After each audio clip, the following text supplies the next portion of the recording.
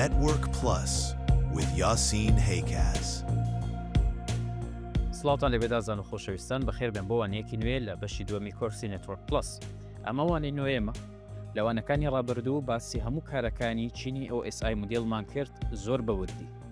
لەم وانەیە باسی بابەتێک دەکەین ئەویش ئینکاپسولیشنە، واتە کەپسولکردنی داتا، و هەروەها باسی هەندێک زاراوەی گرنگ دەکەین کە پەیوەندی هەیە بە چینی یەکەم، چینی فیزیکەڵ. با پێکەوە سەرەتا با بابەتی ئینکاپسولیشنەوە دەست پێ بکەین. کاتێک هۆستێک داتا دەنێرێت بۆ ئامێرێکی تر لە ڕێگای تۆڕەکەدا، داتایەکە بە چەند قۆناغێکدا تێدەپەڕێت لە ناو مودێڵی OSI کە تێیدا کەپسول دەکرێت، واتە ئینکاپسولیشنی بۆ دەکرێت لەگەڵ زانیاری پرۆتۆکۆڵی تایبەت لە هەر چینێکی مودێڵەکە بۆی زیاد دەکرێت. بیر لەوە بکەوە وەکو ناردنی پاکێتێک لە ڕێگای پۆستەوە، سەرەتا بیخەیتە ناو زەرفێکەوە، پاشان سندوقێک، پاشان کاخەسی ناردن، واتە ئەو زانیاریەی کە لەسەر سندوقەکە دەنووسرێت تا کۆتایی. لە هەر چینێکدا شتێکی نوێ زیاد دەکرێت بۆ ئەوەی گەیاندن بۆ شوێنی گونجاو ئاسانتر بێت. بەئێستا ئێمە بین بە شێوازێکی کورت باسی ئینکاپسولیشن بکەین، واتە کەپسولکردنی داتا. ئێمە گوتمان ناردنی داتا لە کامە چینەوە دەست پێ دەکا، ئاگادار بن من دەڵێم ناردن، ناڵێم وەرگرتنی داتا، ناردنی داتا لە چینی سەرەوە دەست پێ دەکا، لە چینی حوتەم تاکو چینی یەکەم ئەوەیان ناردنی داتایە. باشە؟ ئێمە لەوانەکانی ڕابردوو گوتمان هەر چینێک لەوانە کارێکی تایبەتی خۆی دەکا کە زیادی دەکە لەسەر داتایەکە. یعنی بۆ نمونە لە چینی نێتوۆرک لە چینی سێم گوتمان IP ئەدرێسی نێردەر و وەرگر زیاد دەکا، گوتمان لە چینی دووەم ماکەدرێس زیاد دەکا، لە چینی چوارەم گوتمان ئەو پرۆتۆکۆڵە بەکاردێنی بۆ ناردنی داتایەکە. هەر چینێک لەوانە کارێکی خۆی دەکا. باش، ئێستا ئێمە لەوەندەی ڕێکەوتین کە ناردنی داتا لەسەرەوە بۆ خوارەوەیە ئاڕاستەکەی، ئەوە گرنگە کە تۆ بیزانی. دووەم خاڵ کە دەبێت بیزانی لەوەتەی کە هەر چینێک کاری خۆی دەکا لەسەر داتایەکە، ئەوەیان دەبێتە ئینکاپسولیشن، واتە کەپسولکردنی داتایەکە. باشە، ئێمە بۆ کەپسول دەکرێت داتایەکەمان بۆ ئینکاپسولیشنی بۆ دەکرێت تاکو بە ئاسانی بگوازرێتەوە بۆ ئامێرەکەی دیکە لە ناو تۆڕەکە، و هەروەها زانیاریەکانمان هەر بەشێکیان لەلایەک نەبێ، بەڵکو هەمیان ئەو یەکە داتایە کە پێک هاتووە لە ئەو هەموو چینە. باشە، لە چینی حوتەم تاکو چینی دووەم و یەکەم ئەوانە هەر هەمیان کەپسول دەکرێن، پێیان دەڵێن ئینکاپسولیشن. باشە، لە کاتی وەرگرتنی ئەو کەپسولە لە ئامێرەکەی بەرامبەر چی بۆ دەکرێت؟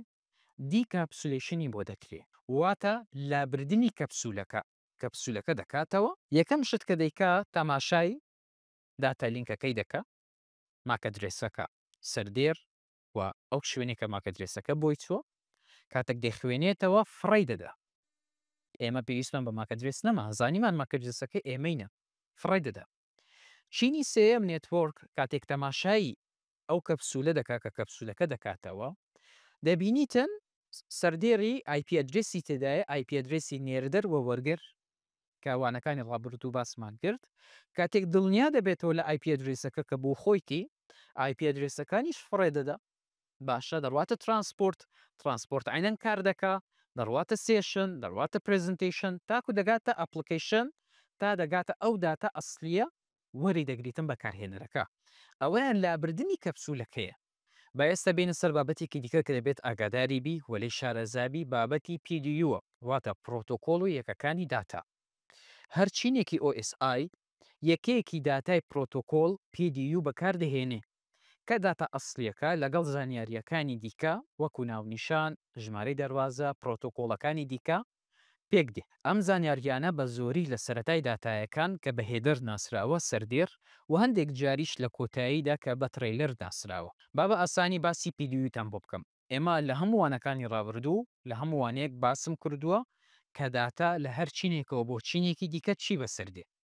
ئێمە گوتمان سێ چینەکەی سەرەوە داتا هەر وەک خۆی داتایە، واتە PDU پرۆتۆکۆڵ داتا یونیتی، چینی حوتەم، چینی شەشەم، چینی پێنجەم چییە؟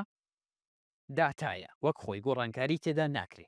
باشە، لە چینی چوارەم PDU-ەکەی پرۆتۆکۆڵ داتا یونت لە چ پێک هاتووە؟ دەبێتە چی؟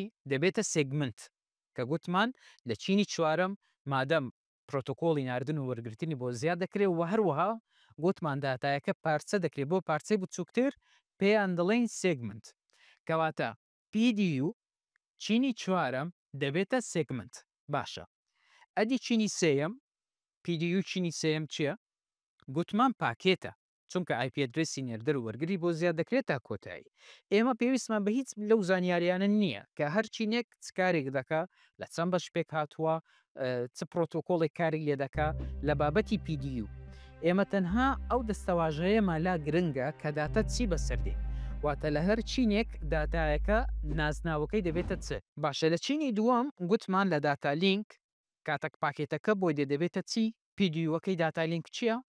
فرەیمە و هەروەها لە فزیکەڵ بتە ئەوە ئەو شتە گرنگەیە کە دەبێت ئاگاداری بی وەکو لەم وێنەی بەرامبەرتان دیارە زۆر بەباشی دەبێ بزانی تێبینیەک هەیە ژمارەکانی OSI بە هیچ شێوازەك گۆڕانکاری تێدا ناکرێت واتە جێگیرە هەر چینێک لەوانە ژمارەی هەیە ئەو ژمارانێک کە دەیبینی ئەوانن جێگیرن گۆڕانکاری تێدا ناکرێت چ لە حاڵەتی ناردن یاخود لە حاڵەتی وەرگرتنی داتا بابینە کۆتا بابەت کە لەم یددیوی باسی دەکەین بابەتی بت ئینکۆدینگ کلۆکینگ بەڕاستی پێتان بڵێم زۆر گرنگ نییە ئێوە تەرکیز بخەنە سەر ئەم بابەتانە ئەوەی گرنگە بەلامەوە کە ئێوە ئاگاداری بن لێ شارەزا بن بابەتەکانی ڕابردووە کە باسم کرد و هەروەها هەموو یددیوەکانی OSI مدل سەرەتامە بەس لە گۆڕینی بۆ بت چییە؟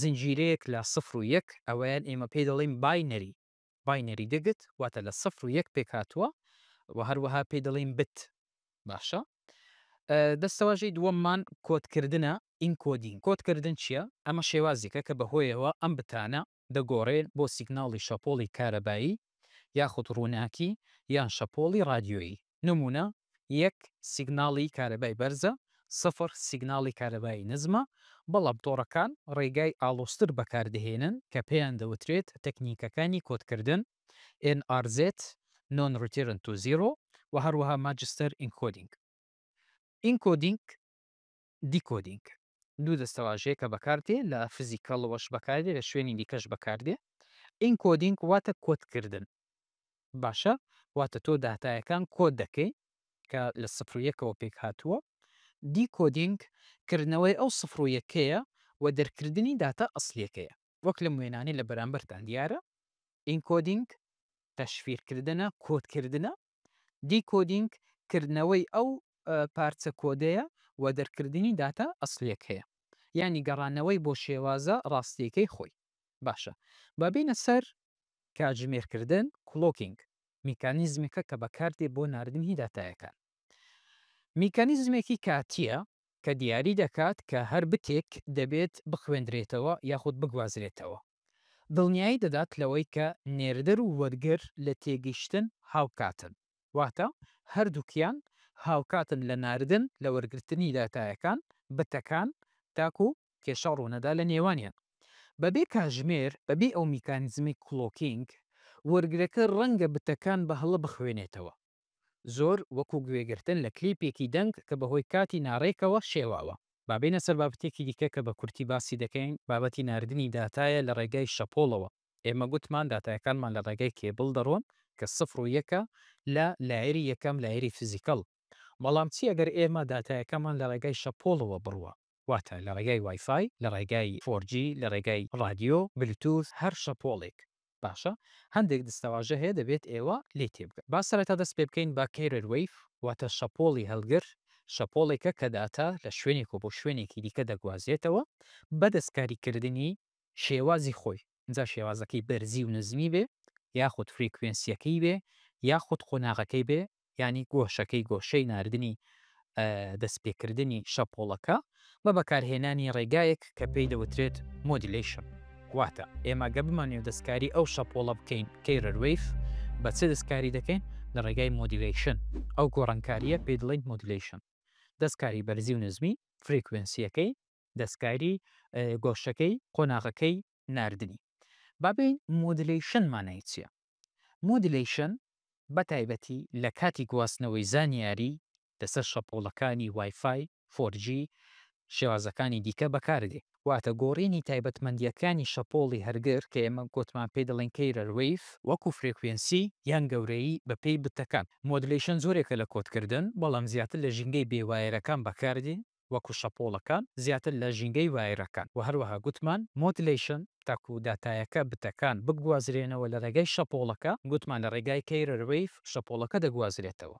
سەیری ئەم وێنەیە بکەن باینەری دەگت کە لە 1 پێک هاتووە ئەوەیان دیجیتال سیگناڵە سیگناڵی دیجیتالی بەڵام سیرکەن لە بابەتی کەیرەر ویف کە دەکرێتە سێ بەش کە گوتمان گۆڕانکاری لەو سێ بەشە دەکەین بۆ ناردنی داتایەکان.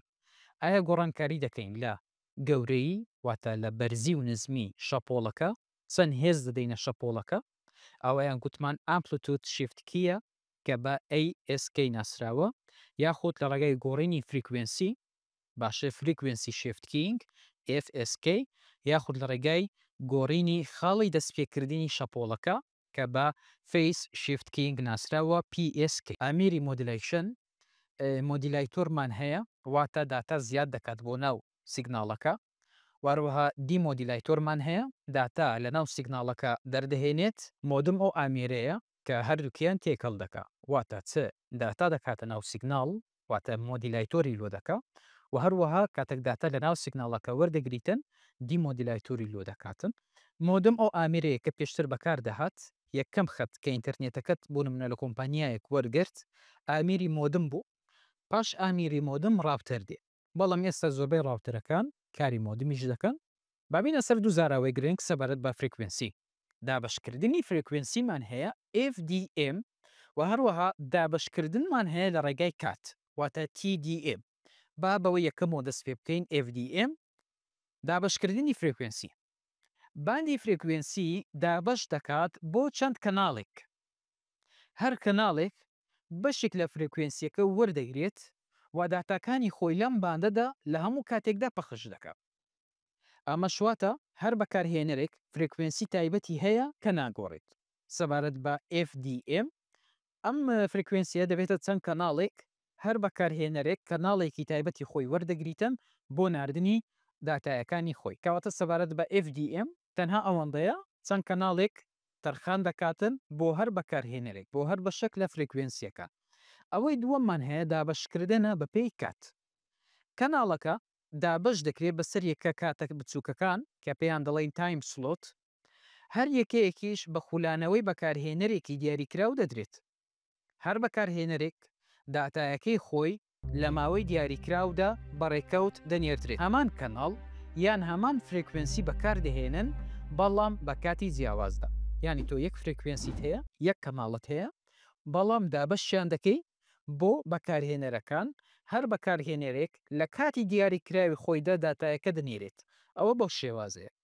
لاین کۆدینگمان هەیە کۆدکردنی هێڵ شێوازێکە بۆ گواستنەوەی سیگناڵە دیجیتالیەکان لە ڕێگای کەناڵێکی بنەرەتیەوە وەکو ئیثەرنێت. کەواتە ئەو شتانێک کە تاکو ئێستا باسمان کرد بابەتی کەیرەر ویفمان باس کرد هەڵگری شەپۆڵ و هەروەها بابەتی مۆدلیشن کە گوتمان دەکرێتە سێ جۆر بۆ دەستکاریکردنی شێوازی ناردنی شەپۆڵەکە و هەروەها بابەتی FDM مان باس کرد لەگەڵ TDM. ئەوانە هەر هەمیان پەیوەندیان هەیە بە بابەتی فیزیکل لێر ناردن لە ڕێگای بتەکان کە گوتم بەڕاستی گرنگیەکی زۆری پێمەدەن تەنها ئەوەیە بزانن کە هەر بەشێک لەوانە ئەو زاراوانە کاریان چیە و دەبێت دڵنیابن لە ناو فیزیکل کار دەکەن. هاڕۆیان و ئازیزان گەشتنە کۆتایی وانە ئیمڕۆمان بەڵکوی ئێستا دەتوانین بڵین گەشتنە کۆتایی بابەتی OSI مۆدیل چونکە باسی هەموو شتێکمان کرد سەبارەت بە مۆدیڵە واتە ئەمە کۆتا ڤیددیۆیە سەبارەت بە OSI مۆدیل لە ڕووی باسکردنەوە.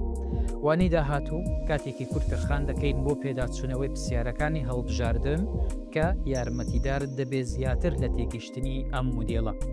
تاکووانەی داهاتوو یاسینتان لەگەڵ بوو هەر شاد وەختە وەربن خودە حافیز.